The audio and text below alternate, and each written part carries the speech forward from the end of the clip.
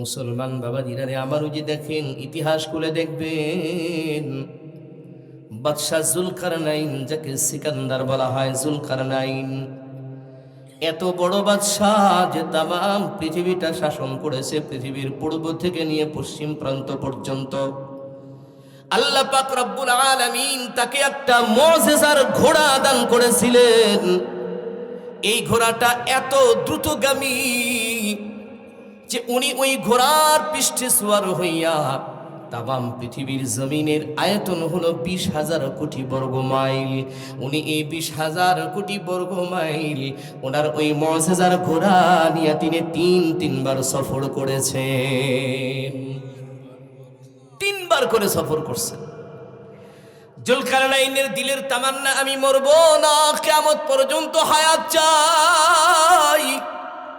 এখন কিয়ামত পর্যন্ত হায়াত কোথায় পাবে? শুনছে আবে হায়াতের পানি পাওয়া যায়, বছরে একবার বাইর হয়। এক পেয়ালা যদি পান করা যায় তাহলে কিয়ামত পর্যন্ত হায়াত, সে আর মরবে না। জন্য খানায় কাবায় গেছে, যাওয়ার পরে সেখানে দোয়া করতেছে, আল্লাহ তুমি একটু আমাকে আবে হায়াতের পানির বন্দোবস্ত করে দাও। মাওলা গো, আমি এই দুনিয়ার জমিন থেকে যেতে চাই না, আমি কিয়ামত পর্যন্ত হায়াত চাই। এই আল্লাহ, তোমার দুনিয়াতে তোমার দ্বীন প্রতিষ্ঠা করতে চাই, এই জন্য লম্বা হায়াতের দরকার। ইব্রাহিম আলাইহিস সালাতু ওয়াস সালাম তার পেছনেই ছিল খানায় কাবাতে, তার দোয়া শুনে ফেলাইছে। বের হওয়ার সময় ডাক দিয়া বলে, এই জুলকারনাইন, বলো তুমি কি আবে হায়াতের পানি পান করতে চাও নাকি? বলে হ্যাঁ। কয় তুমি একা খুঁজে পাইবা না, আমার কাছে একজন বুদ্ধিমান মানুষ আছে, যার মাথা ভরা খালি বুদ্ধি আছে। না কিছু মানুষ, হ্যাঁ, কিছু মানুষের মাথায় ভালো বুদ্ধি, আবার কিছু মানুষের মাথায় দেখবেন খালি শয়তানি বুদ্ধি, গিজ গিজ করিচ্ছে খালি, ঠিক না? মানে ভালো জায়গার থেকে ওই শয়তানি খুঁজে বের করবে। জুলকারনাইনের জবাবে ইব্রাহিম আলাইহিস সালাম ডাক দিয়া বলে, এই দেখো, আমি একজন মানুষকে তোমার সাথী বানা দেই, ওই মানুষটার অনেক জ্ঞান, অনেক হিকমত তার ভেতরে, তুমি যদি তাকে সাথী করে নাও, আবে হায়াতের পানি খুঁজে বের করতে তোমার বেশি সময় লাগবে না। লোকটা কে বাবা? লোকটা হলো খাজির। খাজির আলাইহিস সালাম যাকে বলা হয়, খাজির নামের বান্দাকে জুলকারনাইনের সাথে দিয়া দিছে। এ বাবা শুনেন, আপনারা শুনেন, এই যে ঘটনাগুলো বলতেছি এটা কিন্তু ইতিহাস থেকে কোনো কোরআনে নাই, হাদিসেও নাই। আবার কতক্ষণ পরে বলবেন, হুজুর কোন হাদিসে পাইলেন না, দলিল দিয়া যান। আমি কিন্তু পারবো না। আবার কবেন কোন কোরআনে পাইলেন, দলিল দিয়া যান, তাও কিন্তু পারবো না। এটা হলো ওলি আল্লাহদের জীবনী থেকে পাওয়া যায়। এগুলো হলো বাবা ইতিহাসের ঘটনা। এটার বাস্তবতা কতটুকু আমি নিজেও সন্দেহের মধ্যে আছি। কথা বুঝেন আমার কথা, ঠিক আছে আমার? এই জন্য এগুলো নিয়ে কোনো মত বিনিময় না, বাড়াবাড়ি না। ইমান মজবুত করার কিছু ঘটনা থাকতেই পারে, যেগুলোর দ্বারা আমাদের কি হয়, ইমানটা মজবুত হয়, এই আর কি। তো দোনোজন মিলা পাহাড় এলাকায় চলে গেছে। সময়টা কেমনে জানছে যে এই টাইমে, এই সময়েই আবে হায়াতের পানি নাকি বাইর হয়, ওই খাজিরের হিকমত। তো দুইজন দুই পাহাড়ে, একজন ওই পাহাড়ে, খাজির এই পাহাড়ে খুঁজতেছে কোথায় আবে হায়াতের পানি বের হয়। আহা, একটু পরে হযরতে খাজির তাকায় দেখে মাটি বলক দিয়া পানি বের হইছে। হযরতে খাজির তখন চিৎকার করে করে ডাকতেছে, জুলকারনাইন এসো, তাড়াতাড়ি করে এসো, পানি বের হইছে, বেশিক্ষণ থাকবে না, আবার কিন্তু মাটির নিচে চলে যাবে, টাইমিং অল্প, অল্প টাইমের জন্য আসছে, তুমি মিস করে ফেলবা। ও পাহাড় থেকে নামবে, আবার আরেক পাহাড়ে উঠবে, অনেক সময়ের ব্যাপার। রওনা করেছে, এদিকে খাজির পানির দিকে তাকায় দেখে যতটুকুন উঠছে তার আবার অনেকটাই নেমে যাইতেছে, তার মানে ডুবে যাইতেছে। এই জন্য খাজির আলাইহিস সালাম চিন্তা করলেন, আরে জুলকারনাইন খাক আর না খাক, আমি মিস করি কেন, ঠিক না? জুলকারনাইন খাইতে পারো কার না পারো আমি মিস করবো কে। এই জন্য তিনি যে কিতাবে লেখছে যে এক চুল্লি পানি তিনি পান করে ফেলছেন ওখান থেকে নিয়া। ওদিকে জুলকারনাইন যখন আসছে, আসার পরে দেখে সে পানি খায় আরামে বসে রয়েছে। কই পানি? কয় আসতে দেরি করছো, এটা বেশিক্ষণ থাকে না, এক চুল্লি আমি পান করে ফেলছি, আর বাকি পানি মাটির নিচে আবার চলে গেছে, তোমার নসিবে নাই। মুসলমান ভাইরা রে আমার, তো জুলকারনাইন মরতে চায় না, দুনিয়ার জীবনে চিরদিন থাকতে চায়, কিয়ামত পর্যন্ত হায়াত চায়, কিন্তু হয় না। যেদিন মারা যাবে শরীর অসুস্থ হয়ে গেছে, মৃত্যুর পরোয়ানা চলে আসছে, আর বুঝি হাতে সময় নাই, বুঝতে পারছে আমি আর বাঁচব না। নিজের সন্তানদেরকে কাছে ডাকছি, ডাকার পরে বলতেছে, বাবা তোমরা এদিকে আসো, আমার একটা ওসিয়ত আছে। কি ওসিয়ত? আমি তো চলে যাচ্ছি, আমি যখন মারা যাব আমাকে গোসল করানোর পরে যখন কাফনে মোড়াইবা, আমার লাশটাকে যখন খাটিয়ার উপরে উঠাইবা, দয়া করে আমার হাত দুইটাকে খাটিয়ার চিপা দিয়া এভাবে টান টান করে বেড়ে বাহির করে রাখবা, আর ওই অবস্থায় আমাকে পুরা শহরের ভেতরে অলিতে গলিতে তোমরা ঘুরাইবা। সন্তানেরা ডাক দিয়া কয়, বাবা এটা কি কথা বললেন আপনি? আপনি আমাদের বাবা শুধু নন, আপনি তো হলেন এ পুরা পৃথিবীর শাসক। পৃথিবীর পূর্ব প্রান্ত থেকে নিয়ে পশ্চিম প্রান্ত পর্যন্ত আপনার শাসন এরিয়া। আপনার কি ধন দৌলতের অভাব নাকি? প্রভাব প্রতিপত্তির কোনো অভাব আছে নাকি? আপনার কি টাকা পয়সার অভাব? কোন জিনিসটার অভাব শুধু আপনি আমাদেরকে বলেন। আপনি কেন হাত বের করে শহরের অলিতে গলিতে ঘুরবেন? লোকেরা বলবে, দেখো জুলকারনাইন সারা জীবন আমাদের কাছ থেকে কর নিয়েছে, খাজনা নিয়েছে, এখনো হাউস মিটে নাই, মরবার সময়ও কিছু খাজনা নিয়ে কবরে যাইতে চায়। জুলকারনাইন তখন চোখের পানিগুলো ছেড়ে দিয়া কান্দে, আর ডাক দিয়া কয়, বাবা ভুল বুঝিস না, উল্টা বুঝিস না, আমি যেটা বুঝাইতে চাই ওটা কেন বুঝিস না? বলে, বাবা তুমি কি বুঝাইতে চাও বলো দেখি। জুলকারনাইন চোখের পানি ছেড়ে দিয়ে কান্দে, আর ডাক দিয়া কয়, বাবা দেখ, পৃথিবীর পূর্ব থেকে পশ্চিম প্রান্ত পর্যন্ত আমার শাসনের এরিয়া, আমার প্রাসাদে স্বর্ণ হীরা জহরত মণিমুক্তার কোনো অভাব নাই, এরপরে আমার ধন দৌলত টাকা পয়সার কোনো অভাব নাই, প্রভাব প্রতিপত্তির কোনো অভাব নাই। আমি পাওয়ারফুল একজন মানুষ। আমি দুনিয়াবাসীকে বুঝাইতে চাই, এই দুনিয়ার মানুষেরা আমার মতো আহাম্মকি করো না, আমার মতো বোকামি করো না, আমার মতো ভুল করো না, আমার মতো তোমরা এমন বোকামি কইরা দুনিয়ার থেকে যায়ও না। কারণ দেখো, আমি জুলকারনাইনের এত কিছু থাকার পরেও আমি খালি হাত, আমার কাছে কিন্তু কিচ্ছু নাই, শূন্য হাতে যাইতেছি আল্লাহর দরবারে। এই জন্য তোমরাও যদি দুনিয়ার থেকে যেতে চাও তাহলে নিজেদের সামান তৈরি করে নাও। এটা জুলকারনাইন বুঝাইতে চায় দুনিয়াবাসীকে যে দুনিয়ার সামান তোমরা তৈরি করে নিয়ে যাও। মুসলমান বাবাজিরা আমার, রাসূল আরবি বলেন, ইন্নামাল কবরু রাউযাতুম মির রিয়াজিল জান্নাহ আও হুফরাতুম মিন হুফারিন নার। আল্লাহর হাবিব বলেন, কবর তোমার জন্য হয়তোবা হবে জাহান্নাম, অথবা কবর তোমার জন্য হবে জান্নাত। এটা বেসিস করবে তোমার জিন্দেগির আমলের উপরে। তুমি তো মারা যাইবা, এটাই সত্য। দুনিয়ার জমিনে তুমি চিরদিন থাকতে পারবা না, এই ক্ষমতা তোমার নাই। তুমি যত বড় পাওয়ারফুল ম্যান হও না কেন, যত বড় ক্ষমতার অধিকারী হও না কেন, যত টাকা পয়সার মালিক হও না কেন, তুমি যদি প্রধানমন্ত্রী হও, মন্ত্রী হও, এমপি হও, তুমি যদি গোটা বিশ্বের মোড়ল হও, তারপরেও তোমাকে কবরে যাইতে হবে, এটাই চিরন্তন সত্য। কথা বলেন না কেন? তোমার দুনিয়ার ক্ষমতা কবরে চলবে না, এরপরে তোমার দুনিয়ার প্রভাব প্রতিপত্তি কবরে চলবে না, শিক্ষার সার্টিফিকেট কবরে দেখাইলে তুমি নাজাত পাইবা না, বংশমর্যাদার কথা কবরে বললে তুমি নাজাত পাইবা না। এরপরে তুমি কোন দলের কর্মী ছিলে, কোন দলের নেতা ছিলে, এটা কবরে বলার পরে তোমাকে নাজাত দেওয়া হবে না। রাসূল আরবি বলেন, তুমি কবরে যাবার সঙ্গে সঙ্গে ওয়ামা দীনুকা মান হাযার রাজুলুল্লাযী বুইসা ফীকুম, কয়টা প্রশ্ন করবে? জোরে আওয়াজ দিয়ে বলেন তো।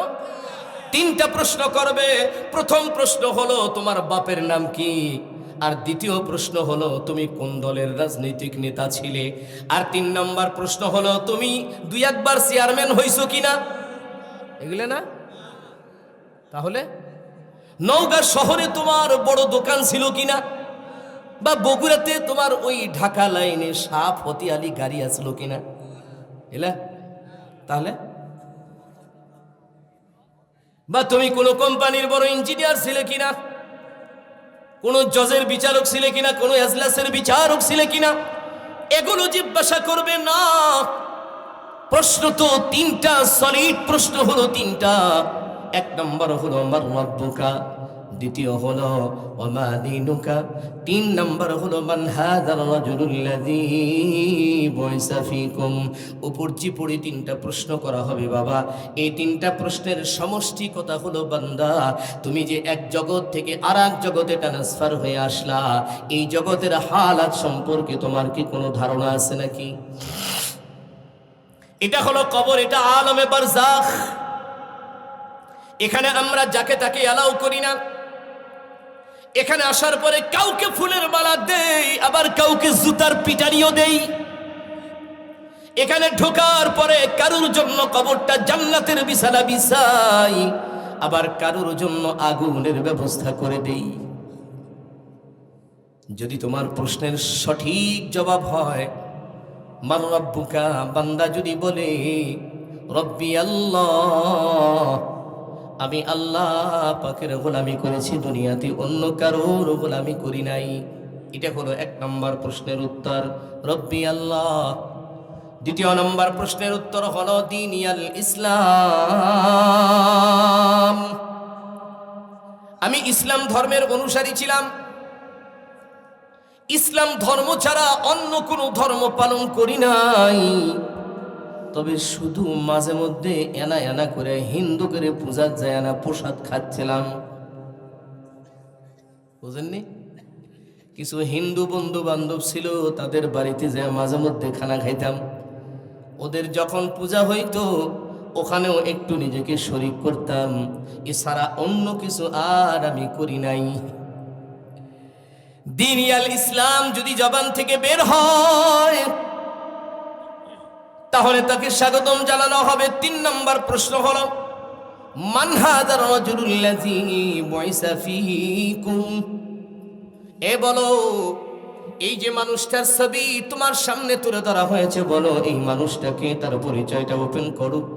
বান্দা যদি ইমানদার হয়, মুত্তাকি হয়, পরহেজগার হয়, আল্লাহওয়ালা হয়, যদি আমার রাসূলের সুন্নতের ইত্তেবা নিয়ে যদি কবরে চলে যায়, ওই মানুষটার জবান থেকে 3টা প্রশ্নের জবাব চলে আসবে। ও মুসলমান, সাথে সাথে আল্লাহর তরফ থেকে বাবা একটা আওয়াজ আসবে, আন সাদাকা আবদি। আল্লাহ পাক দেখে বলবে আমার বান্দা 100 ভাগ সত্য কথা বলেছে, 1 বিন্দু মিথ্যা বলে নাই। এজন্য আমার বান্দার আফরিশুহু মিনাল জান্নাহ, আলবিসুহু মিনাল জান্নাহ, ওয়াফতাহু লাহু বাবান ইলাল জান্নাহ। আল্লাহু আকবার বলেন। আল্লাহর তরফ থেকে 3টা ঘোষণা হয়ে যাবে যে আমার বান্দার কবরে 1 নম্বর আফরিশুহু মিনাল জান্নাহ, জান্নাতের বিছানা আনো আর আমার বান্দার কবরে বিছাও। 2য় নম্বর ওয়া আলবিসুহু মিনাল জান্নাহ, আমার বান্দার জন্য জান্নাতের পোশাকগুলি আনো, তার শরীরে পরায়া দাও। আর 3 নম্বর হলো আফতাহু লাহু বাবান ইলাল জান্নাহ, তাড়াতাড়ি করে জান্নাতের দিক থেকে দরজা খুলে দাও, আমার বান্দার কবরে জান্নাতি স্নিগ্ধ হাওয়াগুলো পরিবেশন করব, আমার বান্দা কিয়ামত পর্যন্ত শান্তিতে ঘুমায়া থাকবে। সুবহানাল্লাহ বলেন। ইন্নামাল কবরু রাউযাতুম মির রিয়াজিল জান্নাহ আও হুফরাতুম মিন হুফারিন নার। যদি আমল মজবুত হয়, আল্লাহ ভীরুতা যদি ভেতরে থাকে, পরহেজগার ইখতিয়ার করে যদি কবরে যাইতে পারি, গুনাহ মুক্ত জীবন নিয়ে যদি কবরে যাইতে পারি, তো আলহামদুলিল্লাহ কবরটা আমাদের জন্য সুন্দর। আর যদি গুনাহ নিয়ে কবরে যাই, গুনাহ নিয়ে যদি কবরে যাই, আল্লাহু আকবার, আয়া সাহিবাল যামবি লা তাকনাতু ফাইন্নাল ইলাহা রাউফুন রাউফ ওয়ালা তারহালান্না বিলা উদ্দাতিন ফাইন্নাত তরিকা মাখুফুন মাখুফ। এ বাবা, খুব ভালো করে মনে রাখবেন, একে তো আল্লাহ বলছে নিরাশ হইও না, আমি আল্লাহর রহমত থেকে নিরাশ হইও না। তার মানে এই না গুনাহ নিয়া কবরে যাইবা, গুনাহ নিয়া কবরে যাইও না। রব্বুল আলামিন কোরআনে হাকিমে বলে, বান্দা তোমরা পাহাড় পরিমাণ গুনাহ করছো, সারা দুনিয়ার ফাঁকা জায়গা তোমার গুনাহ দিয়া ভর্তি হয়ে গেছে। ভয় নাই, কোনো চিন্তা নাই, কোনো টেনশন নাই। ইয়া ইবাদিয়াল্লাযীনা আসরাফু আলা আনফুসিহিম লা তাকনাতু মির রাহমাতিল্লাহ ইন্নাল্লাহা ইয়াগফিরুয যুনুবা জামিআ ইন্নাহু হুয়াল গফুরুর রহিম। সকলে মিলে বলেন আল্লাহু আকবার, আরো জোরে বলেন আল্লাহু আকবার। মুসলমান বাবাজিরা আমার, আমাদের জীবনের বাঁকে বাঁকে, মোড়ে মোড়ে, ফাঁকে ফাঁকে যেই গুনাহগুলো আমরা করেছি, বলুন তো বাবা, এগুলো নিয়ে কি কবরে যাওয়া চলবে? আওয়াজ দিয়ে বলেন, কবরে যাওয়া যাবে? গুনাহগুলো মাফ করায়া কবরে যাইতে হবে। কেমনে মাফ করাবেন? মাফ করানোর পদ্ধতি আছে। আল্লাহ যেমন গুনাহ দিয়েছে, তেমনি আল্লাহর দরবারে চাইলেও আল্লাহ ক্ষমা করে দেয়। শুধু ক্ষমা করে না, আপনার নামায় আমল থেকে যেই গুনাহগুলোকে কেটে দেওয়া হবে, ওইখানে আবার নেকি দিয়ে ওই জায়গাগুলো পূরণ করে দেওয়া হবে। সুবহানাল্লাহ। আমার ভাইরা রে, করাচির হযরত হাকিম আক্তার সাহেব রাহমাতুল্লাহি আলাইহি, উনি ওনার কিতাবের ভিতরে সুন্দর আলোচনা করেছেন এই ব্যাপারে। বান্দাকে নিরাশ হতে নিষেধ করেছেন। উনি বলেন যে করাচির শহরটাই হলো সমুদ্রের পার ঘেঁষে। যত মানুষ ওই শহরে বাস করে, প্রত্যেকটা মানুষের বাড়িতে কিন্তু বাথরুম আছে, টয়লেট আছে। এরা প্রতিনিয়ত 2-3 বার করে ইউজ করে, আর ড্রেনেজ ফাংশনের মাধ্যমে সেগুলো সমুদ্রের কিনারায় গিয়ে জমা হয়। মুসলমান বাবাজিরা রে আমার, যখন এটা খরার মৌসুম থাকে, সমুদ্রে জোয়ার থাকে না, ওগুলো নোংরাগুলি জমা হয় আর দুর্গন্ধ ছড়িয়ে পড়ে, গান্দা হয়ে যায়। কিন্তু যখন সমুদ্রের ভিতরে জোয়ার চলে আসে, একটা জোয়ারের ঢেউ যখন এসে বাড়ি দিয়ে, একটা বাড়ির আঘাতেই সবগুলো নোংরা টেনে নিয়ে চলে যায়। ওই জায়গাগুলো এত সুন্দর, এত সুন্দর, স্বচ্ছ, পরিষ্কার করে দিয়ে যায়, যেন মনে হয় এখানে কোনো নোংরা আগে ছিল না। ঠিক তেমনি করে বান্দা গুনাহ করেছে 70 বছর, 100 বছর, তার জীবনের গুনাহগুলো এত নোংরা হয়ে গেছে, গান্দা হয়ে গেছে তার জীবন। বান্দা যেন টেনশন না করে, কোনো ভয় না করে, একবার যদি আল্লাহর দরবারে তওবা করে, ইয়া আইয়ুহাল্লাযীনা আমানু তুবু ইলাল্লাহি তাওবাতান নাসুহা। আল্লাহু আকবার। একবার যদি তাওবাতুন নাসুহা করে, তার মানে হলো, এই আমরা তো রাতের বেলা ঘুমাই, আমাদের জাতীয় স্বভাব হয়ে গেছে যেদিন থেকে এই যেটা আমাদের হাতে আসছে, ম্যাক্সিমাম মানুষগুলো 12টা, 1টা, 2টার নিচে ঘুমায় না, ঠিক কিনা? সারা দেশ নয়, শুধু সারা পৃথিবীর খবর নিয়ে তারপরে ঘুমায়। কি যে উদ্ধার করবে সকালে উঠে, বোঝেন না? সারা পৃথিবীর খবর একাই নিয়ে শেষ করছে। কোন দেশে কোন মেয়ে কার সাথে প্রেম করলো, কে কিভাবে টিকটক করলো, কে কিভাবে পায়খানা করলো, কে কিভাবে নাস্তা খাইলো, কে কিভাবে রান্না করলো, এগুলি সব খবর নিয়ে তারপরে বান্দা 2টার দিকে ঘুমায়। 2টায় যখন ঘুমায়, তাহলে বুঝেন ওইটা হলো রাত 8টা তার জন্য, ভোর 6টা তার জন্য হয় রাত 12টা। তাহলে কি ঘুম ভাঙে? ভাঙে না। পরের দিন সকাল 10টা হয় তার জন্য ভোর 4টা, ওই সময় ঘুম ভাঙে। এর মানে ফজরও গেছে। ফজর যার হয় নাই, তার দ্বারা তাহাজ্জুদের আশা করা যায় না। হাকিম আক্তার সাহেব রাহমাতুল্লাহি আলাইহি বলেন, রাতের অন্ধকারে তোমরা ওঠো, নিশি রজনীর কিছু নামাজ আছে, নিশি রজনীতে তোমরা নামাজের মুসাল্লা বিছায়া একটু আল্লাহ তাআলার সামনে দাঁড়ায়া যাও। কবি বলেন, অতীব নবীর হয় রজনী যখন,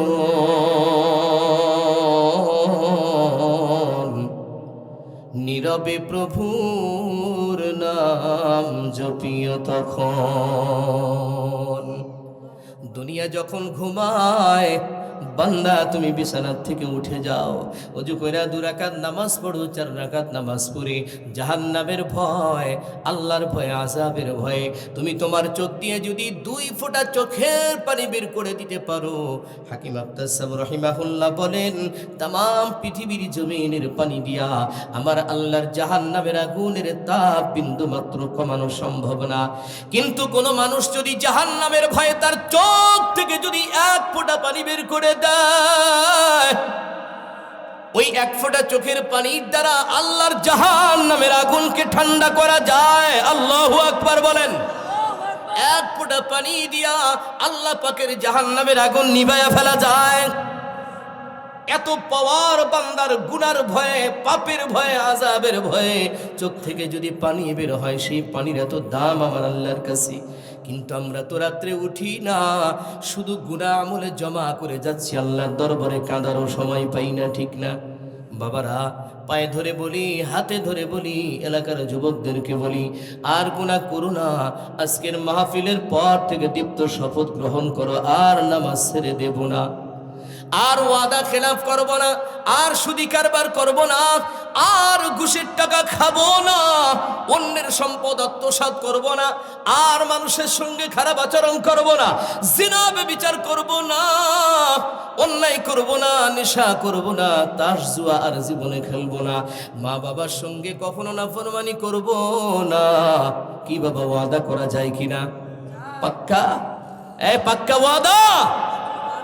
কমপক্ষে ওয়াদা এটা করেন যে হারাম খাবেন না, মা বাবার সাথে নাফরমানি করবেন না। আর 3 নাম্বার হলো নামাজ কখনো ছেড়ে দেবেন না। বাবা, নামাজ এমন নামাজ, একজন কাফের আর মুসলমানের ভিতরে তফাৎটাই হলো নামাজ। মান তারাকা সালাতা মুতাআম্মিদান ফাকাদ কাফার। কাফের আর মুমিন এর ভিতরে পার্থক্যই তো নামাজ। তারা নামাজ পড়বে না আর আমরা নামাজ পড়বো, এই তো পার্থক্য। তো সেটা যদি আমার দ্বারা না হয়, তো তার ভিতরে আর আমার ভিতরে পার্থক্য কি? বুঝান আমাকে, কি পার্থক্য? মসজিদ তো বানাইতেছেন আলহামদুলিল্লাহ, কালেকশনও হইতেছে, মসজিদের সামনে এসি লাগানো হবে, দোতলা কমপ্লিট করা হবে, এই হবে সেই হবে, কিন্তু মুসল্লি কই? মুসল্লি কোন জায়গায়? ফজরের সময় কয়জন? ঈশায় কয়জন? খুঁজে পাওয়া যায় না। খালি জুমার নামাজ কই পাইছেন যে সপ্তাহান্তে শুধু জুমার নামাজটা পড়লেই আল্লাহ আমাদেরকে কবুল করে নেবে? না, এত সহজ নয়।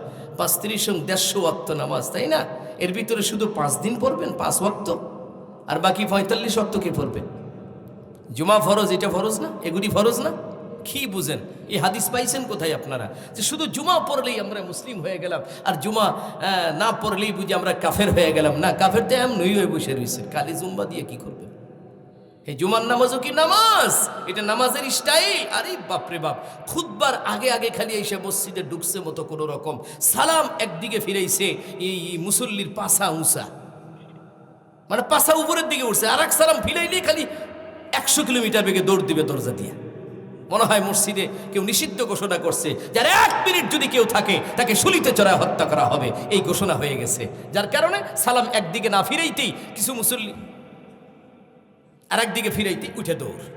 সুন্নত নাই, আগে সুন্নত নাই, পরে সুন্নত নাই, দোয়া নাই, তওবা নাই, কিচ্ছু নাই। কথা বলেন না কেন?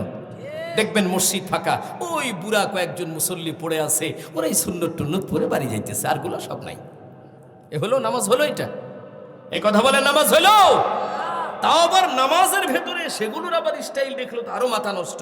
কিছু যুবক ছেলে ফেলে দাঁড়াইছে, দাঁড়ায়,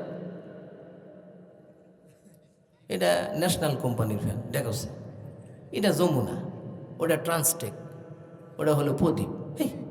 এই কমিটির লোক বোকারি, একটা কোম্পানি থেকে নিলে কত সস্তা হলো নি, জায়গা জায়গার থেকে ফ্যান লিছে বিভিন্ন কালার হয়েছে। এটা নামাজ?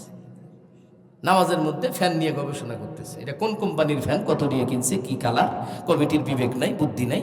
এই মসজিদের কালারটা ভালো হয়নি, টাইলস এই ফুলটা না দিয়ে ওই ফুলটা দিলে না ভালো হলো নি, এগুলা নিয়ে গবেষণা নামাজের মধ্যে।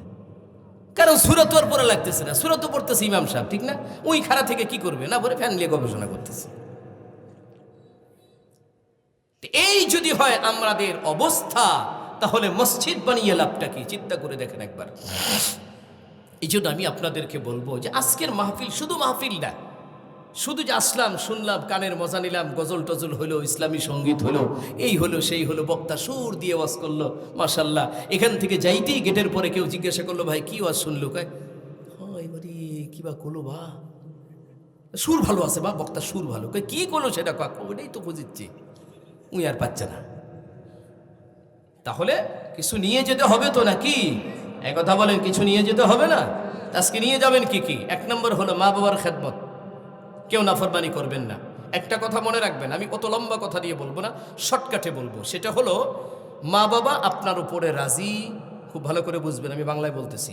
আব্বা আম্মা আপনার উপরে রাজি আর খুশি, তাহলে আরশের মালিক আল্লাহ আপনার উপরে রাজি আর খুশি। মা আর বাবা আপনার উপরে নারাজ, আরশের মালিক আপনার উপরে নারাজ। বাংলা হিসাবে এটা। ও তো আরবি কোরআনের আয়াত দিয়ে হাদিস দিয়ে দলিল দেওয়ার দরকার নেই, দলিল শেষ। আব্বা আম্মা খুশি, আল্লাহ খুশি। বাপ্পা নারাজ, আল্লাহ নারাজ। এখন বুঝেন তাহলে আপনার জায়গা কোথায় হতে পারে? আল্লাহ যদি নারাজ হয় তাহলে আপনার জায়গা কোথায় হতে পারে?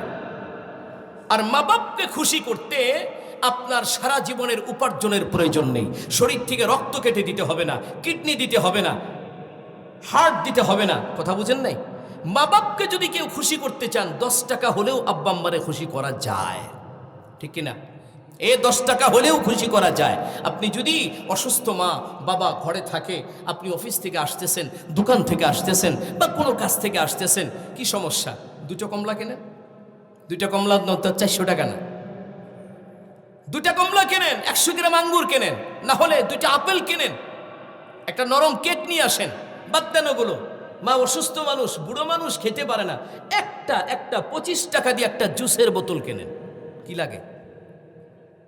মার পান খাওয়ার অভ্যাস আছে, পানের বাজারে যান, 10 টাকার পান কেনেন, কিচ্ছু লাগে না। 10টা টাকার পান কিনে মার শিওরে এসে বসেন, কিচ্ছু করা লাগবে না, শুধু কাছে এসে বসবেন, মার মাথায় হাত বুলাবেন, মা তুমি কেমন আছো? কষ্ট হচ্ছে না তো? ভালো আছো তো তুমি? এখন কি অবস্থা তোমার? এই যে মা তোমার জন্য পান নিয়ে আসছি, একটা পান নিজের হাতে বানাইয়া মাকে দিয়ে দেন। যদি একটা ফল নিয়ে এসে থাকেন, ওটা টুকরো করে কেটে একটা টুকরো ফল আপনি নিজের হাতে মার মুখে উঠায় দেন। আল্লাহর জাত খুশি হয়ে যাবে, মার কলিজা ঠান্ডা হবে তো আল্লাহর আরশে আজিম ঠান্ডা হয়ে যাবে। এইটুকুনি আমরা করতে পারি না, লজ্জায় আমাদের মাথা হেট হয়ে যায়। আমি যাব ওখানে, আমি একজন ইঞ্জিনিয়ার, আমি একজন অফিসার, আমি কি করে যাই? এখন নিজে বড় হয়ে গেছেন না, এখন আপনি কোম্পানির বড় স্যার হয়ে গেছেন। মনে রাখবেন, আপনার মার কাছে আপনি সেই ছোট্ট খোকাটি আছেন, এখনো স্যার হন নাই। মৃত্যুর দিন পর্যন্ত আপনি তার কাছে খোকাই আছেন। কথা বলেন না কেন? এই জন্য মা বাবার কাছে যেতে কোনো লজ্জা নাই। ভুল করেছেন, তাদের কাছে যান নাই, যাবেন। এভাবে করে মা বাবাকে খুশি করবেন। কখনো কোনোদিন আব্বা আম্মার উপরে চোখ গরম করে ধমক দিয়ে কথা বলবেন না, শরীর ঝাঁকি দিয়ে কথা বলবেন না। এটা মস্ত বড় বেয়াদবি, আল্লাহ পছন্দ করে না এটা। যতটুকুন পারেন সম্মান ইজ্জত করবেন, এক। আর দ্বিতীয় নম্বর হলো হারাম থেকে নিজেদের জবানটাকে হেফাজত করেন। আমরা তো শুধু টাকার পাহাড় করতে জানি, এই পাহাড়টা কোত্থেকে আসলো এটা আমরা বুঝতে চাই না। হালাল হোক আর হারাম হোক, এটা আমার চাই। কেন? আমার সন্তানরা খাবে, সন্তান বড় হবে, পৃথিবীতে তারা সুখী স্বাচ্ছন্দ্যে জীবন যাপন করবে। কিন্তু মনে রাখবেন, কিয়ামতের আদালতে আপনার সন্তান, স্ত্রী, কেউ আপনার পাশে দাঁড়িয়ে একটা নেকি দিয়ে সহযোগিতা আপনাকে করবে না। আপনার কবরে আপনাকেই থাকতে হবে, কেউ সেখানে ভাগিদার হবে না।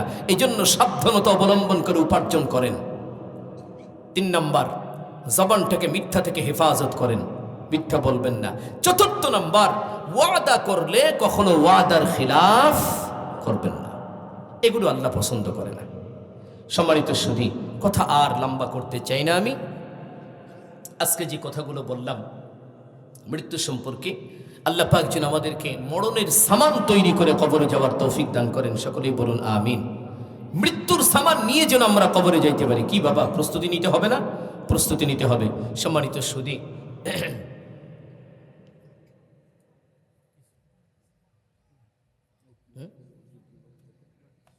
কোনো কার্যক্রম?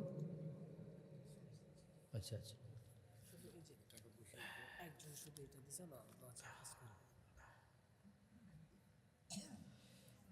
মোহাম্মদ রাহেল না? প্রবাসী।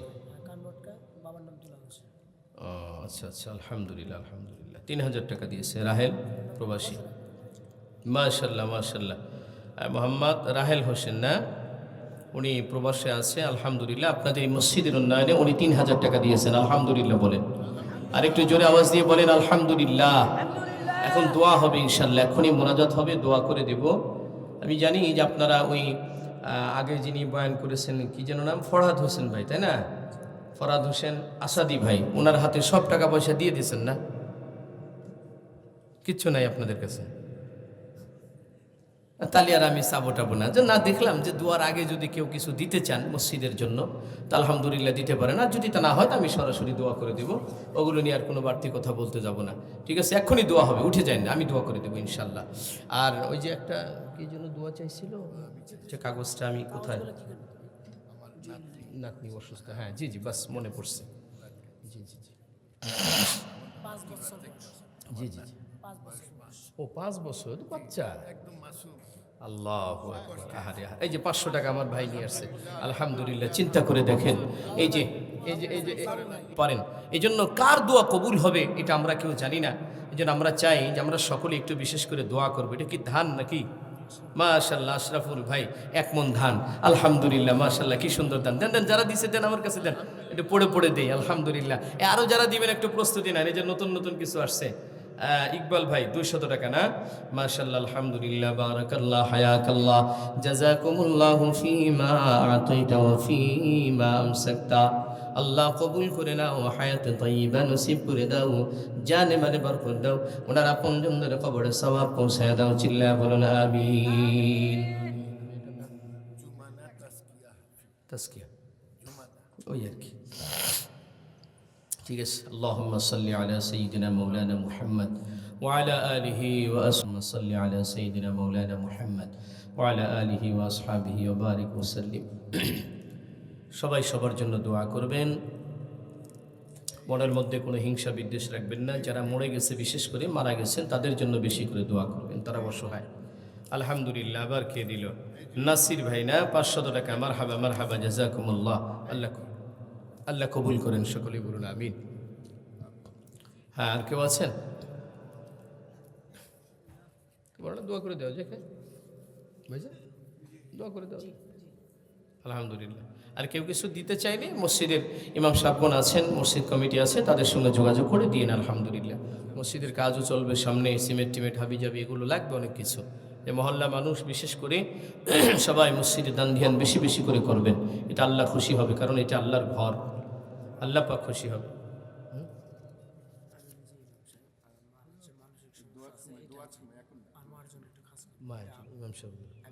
আচ্ছা আচ্ছা, ঠিক আছে ঠিক আছে, ইনশাআল্লাহ, আলহামদুলিল্লাহ, মাশাআল্লাহ মাশাআল্লাহ, বারাকাল্লাহ। সবার জন্য দোয়া হবে, যাদের যাদের যতটুকু তামান্না। আবুল কালাম ভাই, মাশাআল্লাহ মাশাআল্লাহ, মাশাআল্লাহ, আলহামদুলিল্লাহ। যে আমাদের আবুল কালাম ভাই আসছে, দেখেন, আহারে, কবরের সামান তৈরি করার জন্য ভাইজানের মনে হয়েছে 1000 টাকা আল্লাহর ঘর মসজিদে তিনি দান করে দিয়েছেন। আল্লাহ কবুল করে নাও, আল্লাহ তাআলা গুনাহ খাতাগুলো মাফ করে দাও। আল্লাহ, তোমার প্রিয় বান্দাদের খাতায় নাম উঠিয়ে নাও রব্বুল আলামিন। কবরটাকে সুন্দর করে দিও, আয় আল্লাহ। আব্বা আম্মা যারা, তাদেরকে মাফ করে দিও, আমিন। জি জি জি, দৌড় দেন ভাই, নেন তো কাগজগুলো, নেন, রিসিপ্টগুলো নেন একটু। আলহামদুলিল্লাহ। বেলাল ভাই 200 টাকা, আলহামদুলিল্লাহ, মাশাআল্লাহ।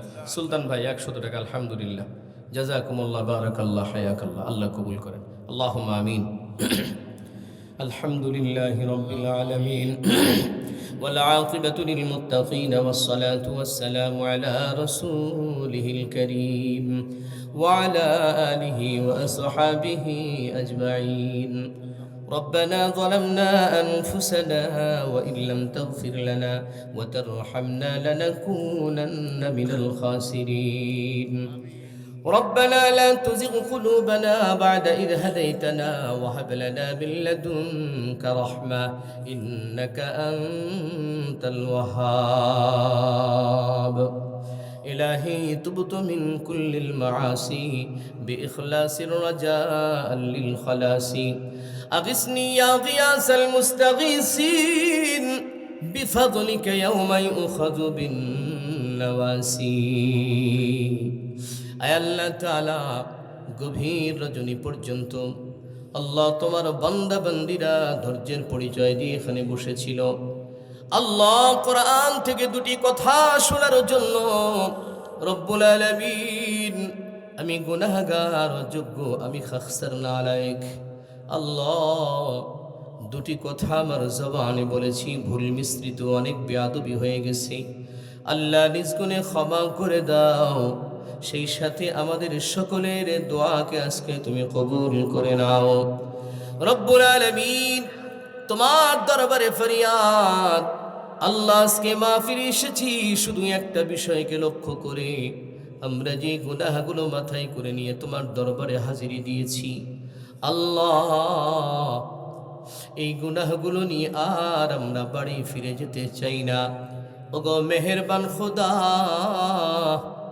দয়া করে মায়া করে আল্লাহ तमाम जिंदगीर गुनाहগুলো মাফ করে দাও। আয় আল্লাহ তাআলা, এখানে অনেক হাফেজ কুরআন বসে আছে আল্লাহ, অনেক আলেম উলামা বসা, দাড়ি পেকে গেছে, চুল পেকে গেছে, মুরব্বীরা বসে আছে। রব্বে কারীম, যার চেহারাটা তোমার দরবারে কবুল হয়, ভালো লাগে, ওই উসিলায় আমাদের সকলের জিন্দেগির গুনাহগুলো মাফ করে দাও। রব্বে কারীম, তুমি যদি মাফ না করো, মাওলা কার কাছে যাব, কে মাফ করবে? ইয়া আল্লাহ, তুমি ছাড়া কোনো ইলাহ নাই, তুমি ছাড়া কোনো ভরসা নাই। গুনাহ যতই করি আল্লাহ, কিন্তু তোমার দরজার সামনে থেকে তো সরে যেতে পারি না। মাওলা রে, গুনাহগার বলে গলা ধাক্কা দিয়ে তাড়িয়ে দিও না আল্লাহ, একটুখানি রহমতের কোলে জায়গা করে দাও। ওগো মালিক, জাহান্নামের খাতা থেকে নাম কেটে দাও, জান্নাতের খাতায় নামগুলো লিখে দাও। আয় আল্লাহ তাআলা, আমাদের যাদের ঘরে মা বাবা এখনো জীবিত, আল্লাহ তুমি তাদের নেক হায়াত বাড়িয়ে দাও। যে ঘরের ভিতরে মা বাবা অসুস্থ, আল্লাহ শিফা আজিলা কামিলা দাও। যে ঘর থেকে মহব্বতের বাবা অন্ধকার কবরে মাটির নিচে পড়ে আছে, গো আল্লাহ, জানি আর কোনোদিন বাবাকে বাবা বলে ডাকতে পারবো না, আর কোনোদিন বাবার পকেট থেকে টাকাও নিতে পারবো না। রব্বুল আলামিন, দিলের কোনো তামান্না চাহিদা বাবার কাছে আর বলতে পারবো না। ছোট ছোট আবদারগুলো আর কে পূরণ করবে? মাওলা, বাড়িতে যদি স্কুলে মাদ্রাসায় না যাইতাম, বাবা শাসনের লাঠি দিয়ে তারা করত। কই সেই শাসনের লাঠি তার আমাদের বাড়িতে নাই। মাওলা রে, নামাজের সময় হয়ে গেলে বাবা ডাইকা বলতো, বেটা যাও মসজিদে যাও, নামাজটা পড়ে নাও। আর এই কথা বলার মতো কেউ নাই। রব্বে কারীম, ওই মুহাব্বতের আব্বা যাদের কবরে মুখে মাটি দিয়েছি, আল্লাহ মাওলা গো, তুমি আযাব দিও না, কষ্ট দিও না, দুঃখ দিও না। বাবাদের কবরগুলো জান্নাতের বাগান বানায়া দাও। ওগো মাওলাই কারীম, জনম দুঃখেরই মা যাদের ঘরে নাই, ঘরটা যেন শূন্য হয়ে গেছে। যে ঘরে মা নাই, ওই ঘরে মায়া মমতা নাই, ভালোবাসা নাই। আল্লাহ, সন্তানের দিকে আর কে রহমতের নজরে তাকাবে? সন্তানের দিকে কে ভালোবাসার নজরে তাকাবে? আল্লাহ, কে খাবারের খবর নেবে, বেটা খাইছে কিনা এই খবর নেবার আর কেউ নেই। জনম দুঃখিনী মার স্তন থেকে আমরা প্রতিটা সন্তান 12 থেকে 18 মণ দুগ্ধ পান করছি। আল্লাহ ও মালিক, এক ফোঁটা দুধের হিসাব কোনোদিন দিতে পারবো না। মাওলা গো, তোমার দরবারে শুধু ফরিয়াদ জানাই, মা যাদের কবরে, ও মায়েদের কবরে আযাব দিও না। মায়েদের কবরগুলো জান্নাতের দিক থেকে দরজা খুলে দাও। আয় রব্বি কারীম, বিশেষ করে এই এলাকার থেকে যত মুরব্বিয়ান কেরাম অন্ধকার কবরে চলে গেছে, আল্লাহ প্রত্যেকের কবরগুলো নূরে মুনাফফর করে দাও। আল্লাহ এলাকার ভিতরে যারা অসুস্থ রোগাক্রান্ত হয়েছে তাদেরকে শিফায়ে আজিলা কামেলা দান করে দাও।